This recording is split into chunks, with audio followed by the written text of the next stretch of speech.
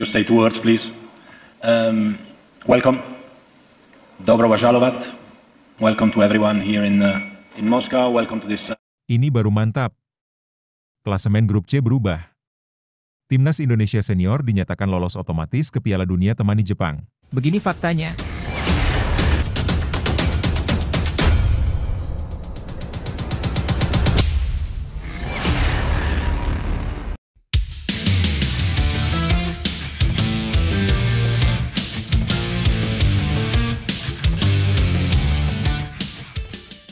Ini baru mantap.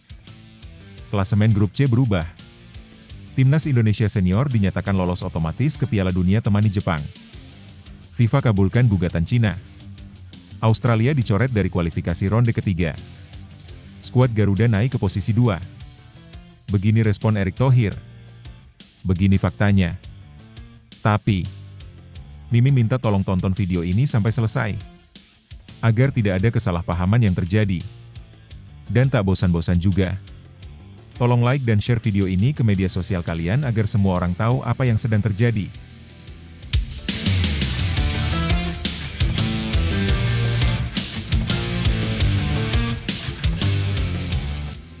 Beredar kabar isu pemain ilegal, peluang Timnas Indonesia lolos ke Piala Dunia secara langsung terbuka lebar.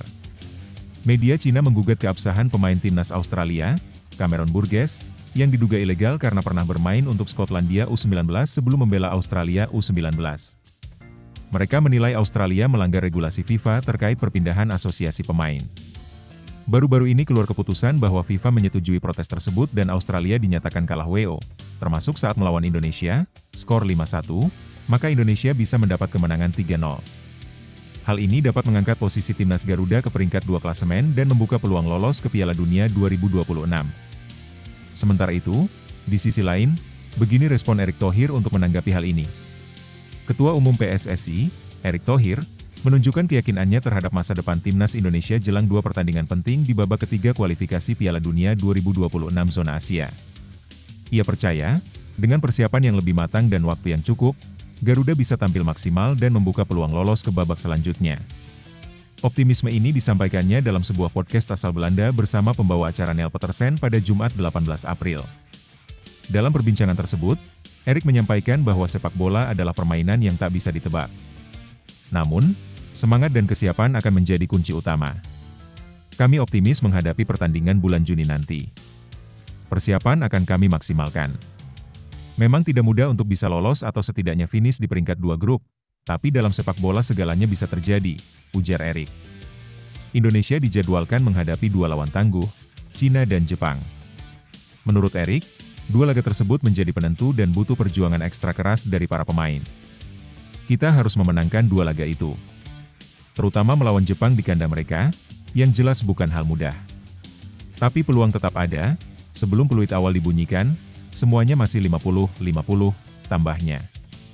Nah, sebelum lanjut mendengar berita ini, untuk para netizen, keluarkan satu kalimat pamungkas untuk menanggapi kabar ini. Menurut kalian, dengan skuad yang sangat mewah ini, apakah kalian yakin Timnas Indonesia bisa lolos ke Piala Dunia 2026? Atau justru, skuad Garuda malah jadi ayam-ayaman peserta grup C? Ayo teman, berikan tanggapan kalian di kolom komentar. Bravo Timnas! Bravo Patrick Kluivert. Bravo PSSI. Ayo Garuda. Buktikan bahwa level kita sudah dunia. Buktikan bahwa kita adalah raksasa Asia. Tiket Piala Dunia harga mati. Di sisi lain, jangan lupa juga satu kalimat khusus untuk Patrick Kluivert CS yang sedang berusaha keras memajukan sepak bola Indonesia. Silahkan tulis di kolom komentar. Ayo terbang tinggi Garuda. Mari kita lanjut teman-teman. Erick juga menyinggung soal laga melawan Australia yang berujung kekalahan telak 1-5. Laga tersebut menjadi debut Patrick Kluivert sebagai pelatih kepala Timnas Indonesia. Antusiasme publik sangat tinggi karena ekspektasi terhadap nama besar Kluivert dan staf pelatih barunya. Namun, hasil di lapangan mengecewakan dan memicu gelombang kritik. Kami datang ke Australia dengan rasa percaya diri tinggi. Banyak yang berharap Kluivert bisa langsung memberikan dampak besar. Tapi kenyataannya, kami kalah telak. Itulah sepak bola, penuh kejutan dan drama, ungkap Erick.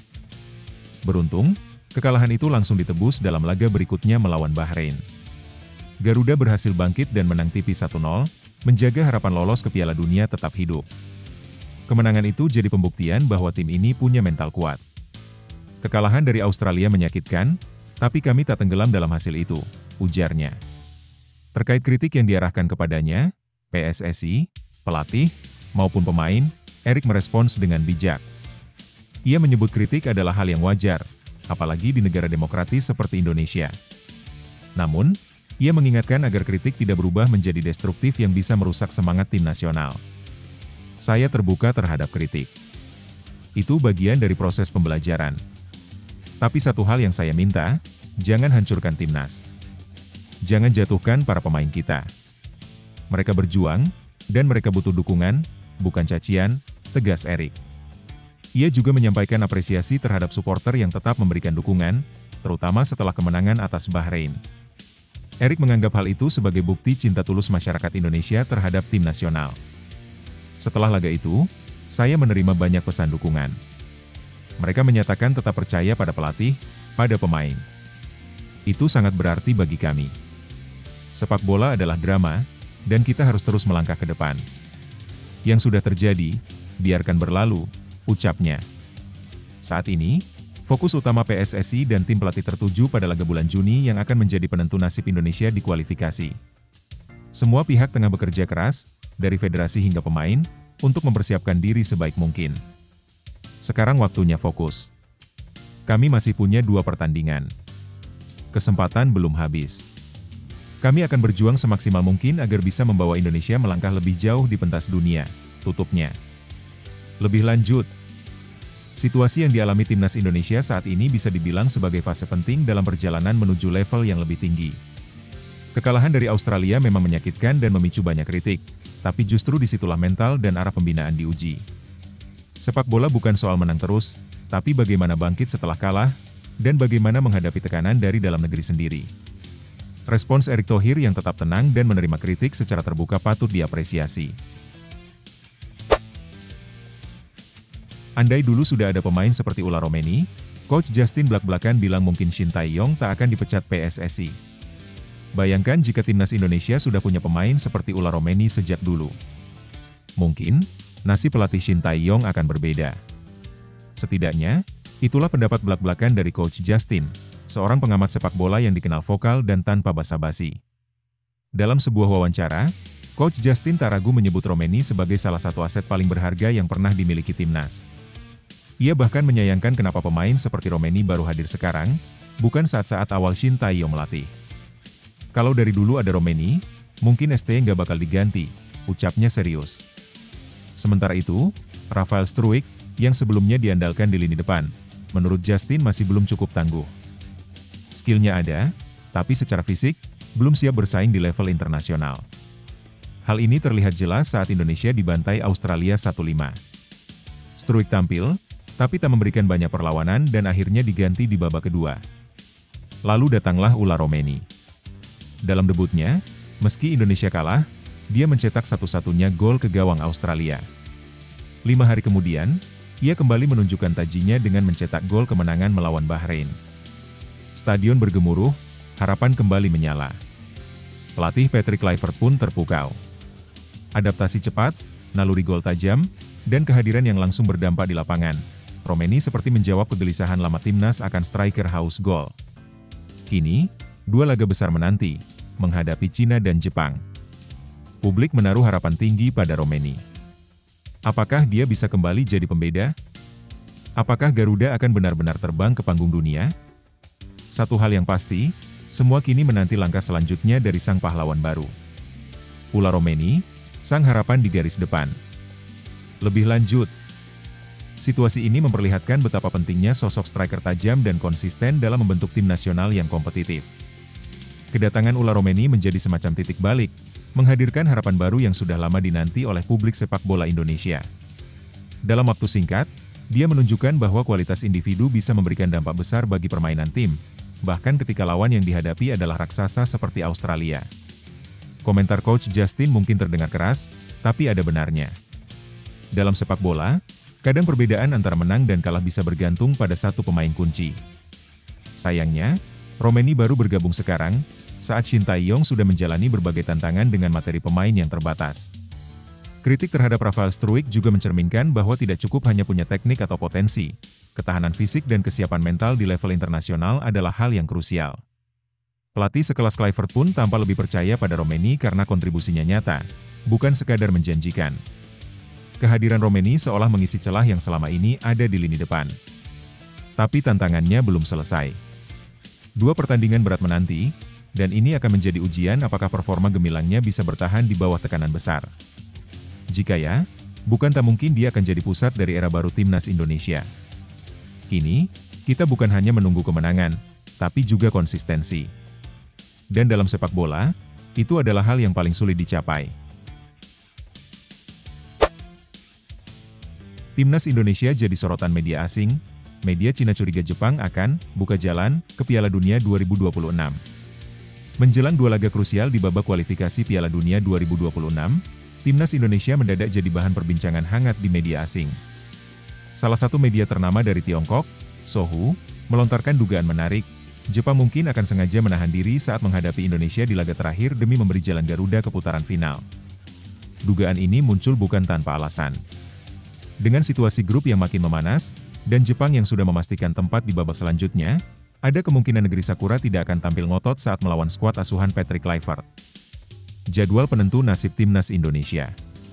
Indonesia masih menyisakan 2 pertandingan penting yang akan digelar pada bulan Juni 2025. Pertama, menghadapi Cina yang juga bersaing ketat di klasemen grup. Kedua, duel berat melawan Jepang, yang sejak awal memang difavoritkan sebagai raksasa Asia dalam kualifikasi kali ini. Jika Indonesia berhasil meraih kemenangan atas Cina, maka laga melawan Jepang akan menjadi kunci terakhir. Namun, bukan hanya soal kekuatan tim, media Cina mencium adanya peluang, keuntungan situasional yang bisa didapat Indonesia, yakni jika Jepang memilih tidak bermain maksimal. Kekhawatiran media Cina. Dalam laporan yang dimuat Sohu, disebutkan bahwa banyak pendukung timnas Cina merasa cemas terhadap laga mereka melawan Indonesia, apalagi karena harus bermain tandang. Namun kekhawatiran mereka bukan hanya tentang kualitas permainan Indonesia yang terus meningkat, tetapi juga tentang potensi ketidakberimbangan kompetisi. Yang paling dikhawatirkan pendukung Cina saat ini adalah laga tandang melawan Indonesia. Tapi lebih dari itu, Jepang yang sudah lolos lebih awal bisa saja jadi faktor yang membuat skenario grup ini berubah drastis, tulis media tersebut. Mengacu pada laga-laga sebelumnya. Media tersebut juga menyinggung sikap Jepang dalam laga sebelumnya. Saat menghadapi Arab Saudi, meski dominasi permainan ada di tangan Jepang, mereka dinilai tidak menunjukkan tekad kuat untuk mencetak gol. Banyak peluang terbuang percuma, seolah pemain Jepang menahan diri.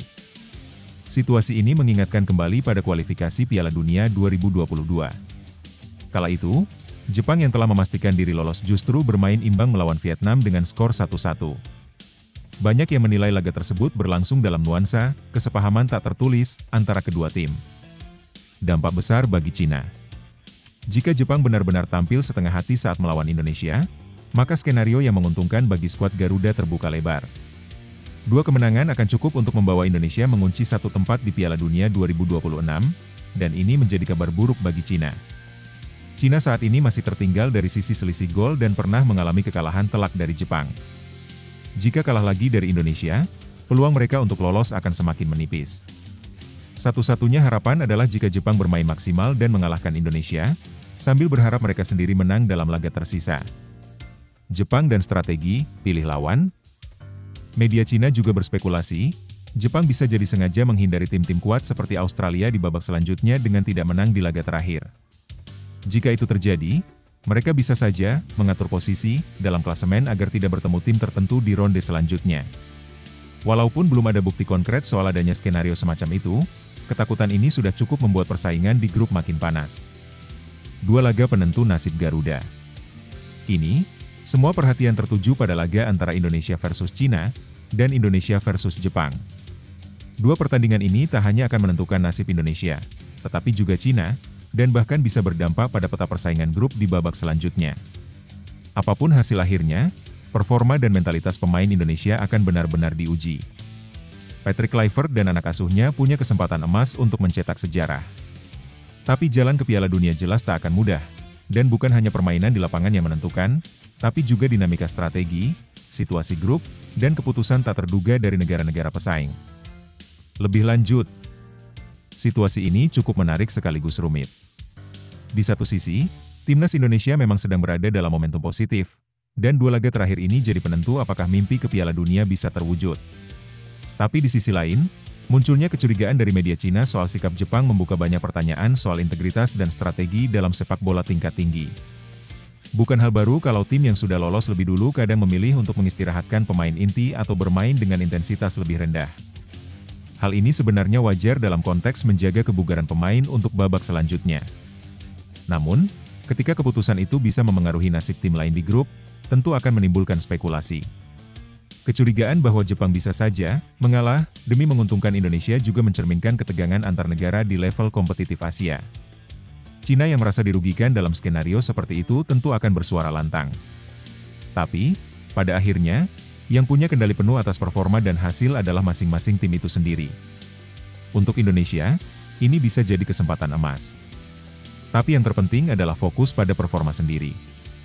Jangan terlalu bergantung pada apa yang akan dilakukan Jepang atau tim lain. Menang melawan Cina dan setidaknya tampil maksimal lawan Jepang adalah sikap paling fair dan sportif. Kalau Jepang ternyata benar bermain santai, anggap saja itu bonus. Tapi Garuda harus tetap menunjukkan bahwa lolos ke Piala Dunia itu karena kerja keras dan kemampuan sendiri, bukan karena belas kasihan atau permainan politik dalam sepak bola. Erick Thohir janjikan percepatan pengangkatan Direktur Teknik demi kemajuan sepak bola nasional. Ketua Umum PSSI, Erick Thohir, menegaskan komitmennya untuk segera menunjuk Direktur Teknik, Dirtek, baru guna mempercepat pengembangan prestasi sepak bola Indonesia.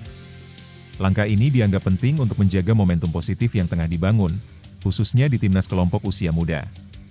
Erick menyampaikan bahwa peningkatan performa timnas usia muda, seperti timnas U17 yang berhasil menembus perempat final Piala Asia U17 2025 dan lolos ke Piala Dunia U17, menjadi alasan kuat perlunya pembentukan struktur pembinaan yang lebih terarah dan berkelanjutan. Setelah Jordi Crauyff resmi bergabung sebagai penasihat teknis, kini waktunya kami lengkapi dengan kehadiran Direktur Teknik. Tujuannya agar program pembinaan bisa lebih terstruktur dan berkesinambungan. Jordi sudah mulai menyusun peta jalan, dan ini akan dibahas bersama Dirtek yang segera hadir, jelas Erick, Jumat, 18 April 2025. Ingin samai negara-negara top Asia. Erick menekankan pentingnya membangun sistem pembinaan dari level U17 hingga senior agar selaras.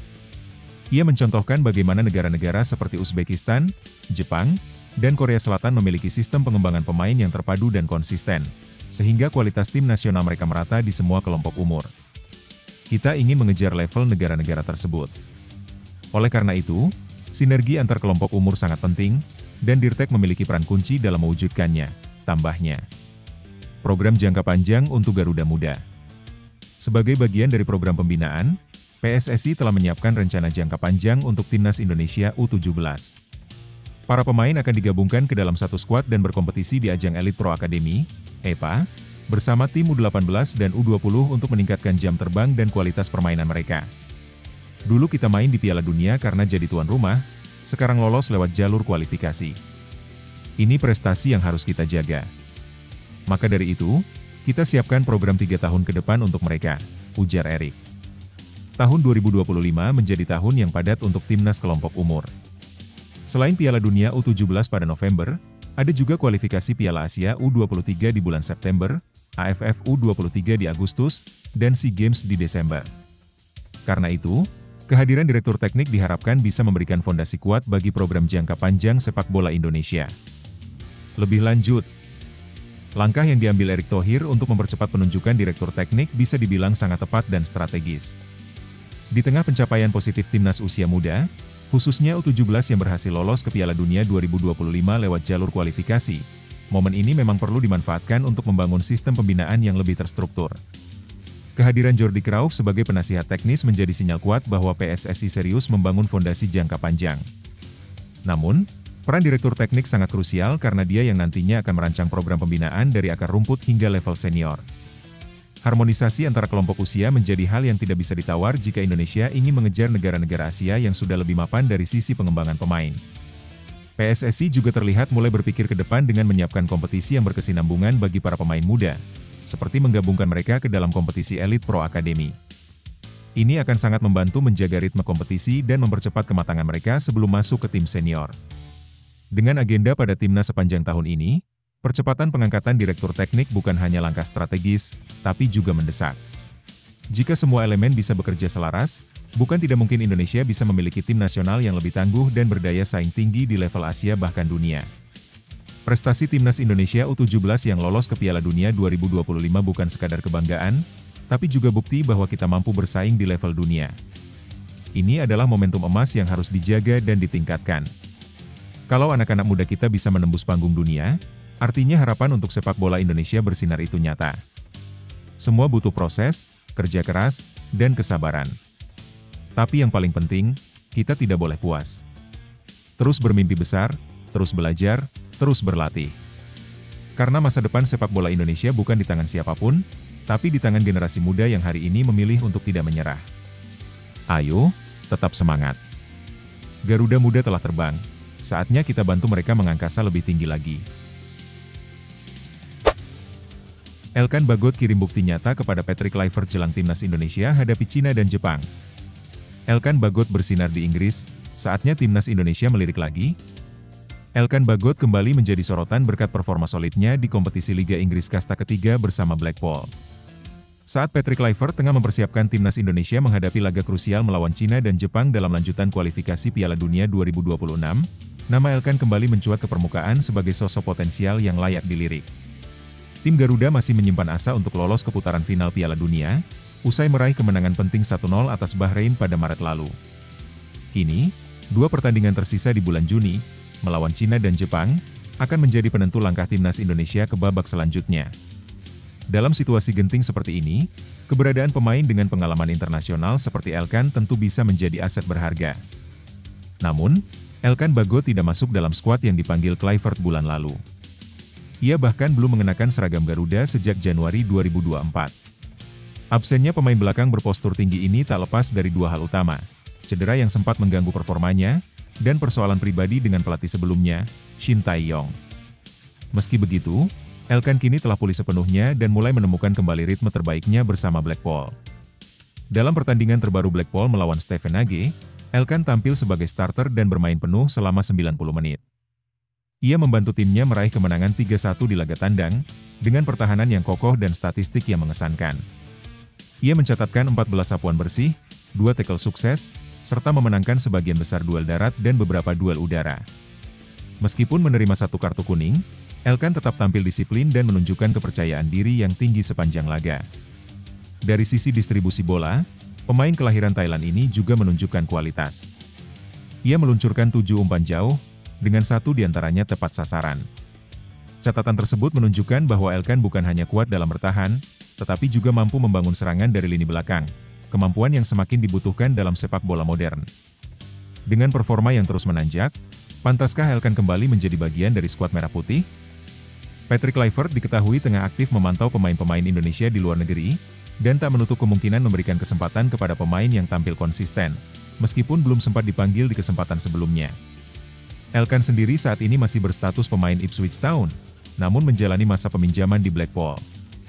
Di usia 22 tahun, ia punya banyak waktu untuk berkembang, dan tampil secara reguler di Liga Inggris jelas memberikan keuntungan dalam hal pengalaman serta ketahanan fisik dan mental.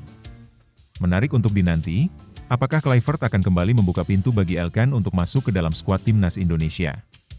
Dengan laga berat melawan dua raksasa Asia, Cina dan Jepang, tentu kekuatan penuh dibutuhkan. Dan Elkan bisa menjadi bagian dari solusi untuk lini pertahanan Garuda. Sampai keputusan resmi diumumkan, publik Indonesia hanya bisa berharap dan terus memantau kiprah Elkan Bagot di Eropa. Yang jelas, performanya kini sudah cukup untuk berbicara banyak. Lebih lanjut, situasi Elkan Bagot ini sebenarnya cukup menarik dan penuh dinamika. Di satu sisi, dia menunjukkan performa yang stabil dan bahkan menonjol di kompetisi profesional Inggris bersama Blackpool. Ini bukan level yang bisa dianggap enteng, terutama karena dia bermain sebagai starter dan tampil konsisten sepanjang laga. Statistiknya pun solid, dia tak hanya bertahan dengan baik, tapi juga punya peran dalam membangun serangan lewat umpan-umpan panjang. Artinya, secara teknis dan fisik, Elkan sudah sangat siap. Namun, dari sisi timnas, absennya Elkan dalam beberapa pemanggilan terakhir tentu menimbulkan tanda tanya.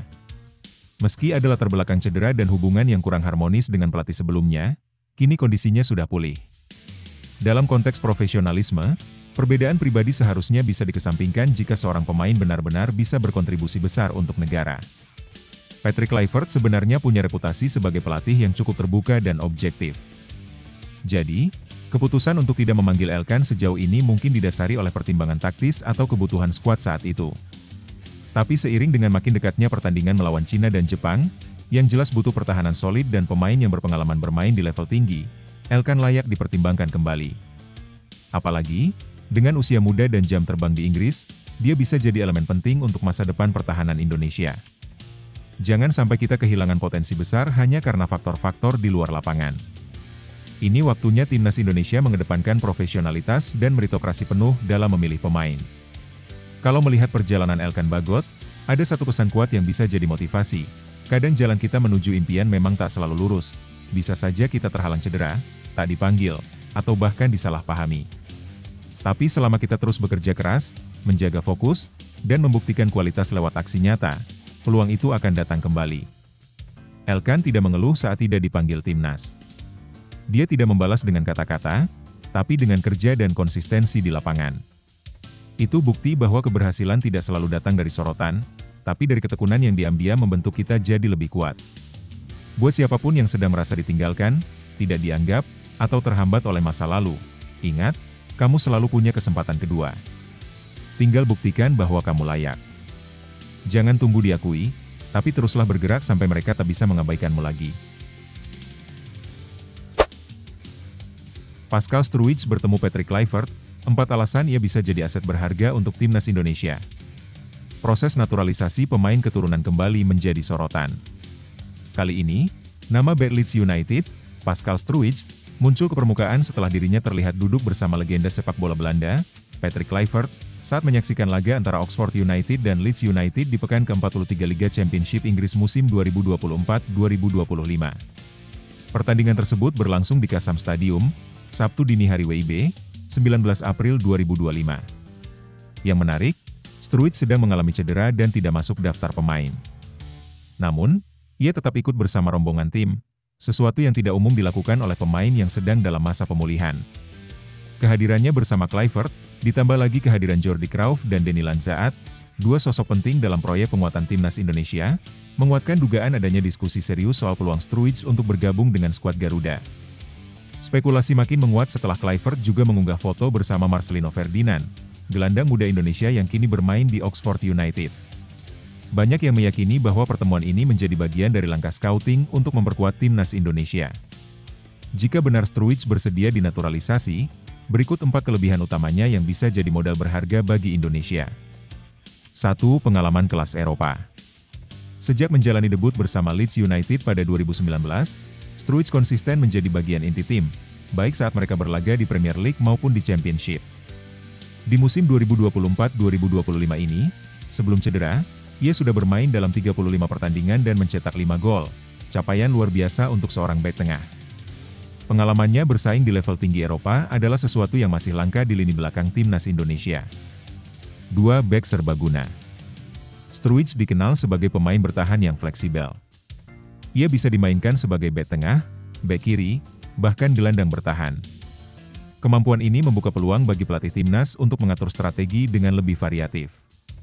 Di tengah keterbatasan stok pemain bertahan lokal yang mumpuni, kehadiran pemain serba bisa seperti Struijk bisa jadi penentu di laga-laga besar.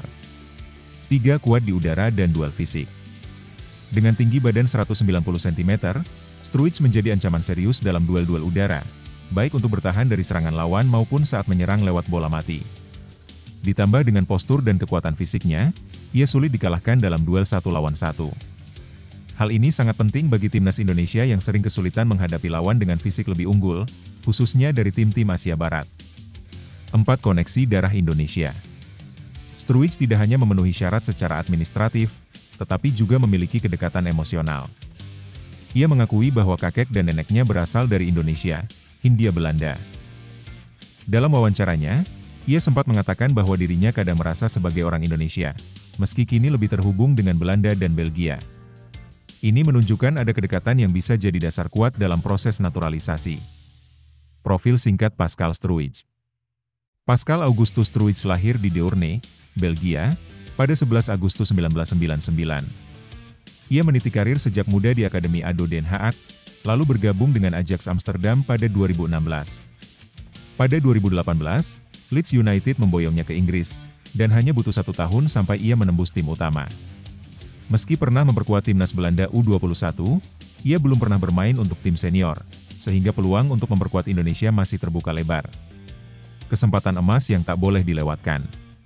Kehadiran Struijk bersama figur-figur penting seperti Kluivert, Cruyff, dan Lanzaat tak bisa dianggap kebetulan semata. Ini bisa menjadi momen penting bagi Indonesia untuk mendapatkan bek berkualitas Eropa yang siap pakai. Dengan pengalaman, kekuatan fisik, kemampuan serba bisa, dan latar belakang keluarga yang terhubung dengan Indonesia, Struijk berpotensi menjadi bagian dari transformasi besar timnas Indonesia. Akankah ia mengikuti jejak sukses Jordi Amat dan Shain Patinama? Hanya waktu yang bisa menjawab, tapi semua tanda menunjukkan bahwa Indonesia sedang mempersiapkan langkah besar menuju level yang lebih tinggi. Lebih lanjut, situasi pertemuan antara Pascal Struijk dan Patrick Kluivert, yang turut dihadiri oleh Jordi Cruyff dan Denny Lanzaat, bisa dibilang bukan hanya sekadar kebetulan. Ini menjadi semacam isyarat bahwa PSSI atau pihak terkait tengah serius menjajaki kemungkinan memperkuat timnas Indonesia dengan pemain keturunan yang punya kualitas Eropa. Struijk sendiri punya profil yang sangat menarik. Pengalaman bermain di kompetisi sekelas Premier League dan Championship Inggris membuatnya berada di level yang belum banyak disentuh oleh pemain bertahan Indonesia. Apalagi, ia bukan hanya andal di posisi bek tengah, tapi juga punya kemampuan bermain di beberapa posisi lain. Ini sangat krusial di level internasional, di mana fleksibilitas pemain bisa jadi pembeda dalam strategi pertandingan. Dari sisi fisik, Struijk membawa keunggulan yang selama ini menjadi kelemahan utama skuad Garuda. Posturnya tinggi, duel udara kuat, dan punya daya tahan di atas rata-rata. Kehadirannya bisa memberi ketenangan di lini belakang yang seringkali jadi titik rawan timnas saat menghadapi lawan-lawan dengan gaya main fisik dan direct. Yang tidak kalah penting adalah soal koneksi emosional dan identitas. Meskipun ia tidak tumbuh besar di Indonesia, pengakuan bahwa ia memiliki darah Indonesia dari kakek neneknya membuka pintu bukan hanya secara administratif, tetapi juga dari sisi semangat nasionalisme yang bisa tumbuh seiring proses adaptasi. Secara keseluruhan, ini adalah momentum yang tidak boleh dilewatkan oleh PSSI.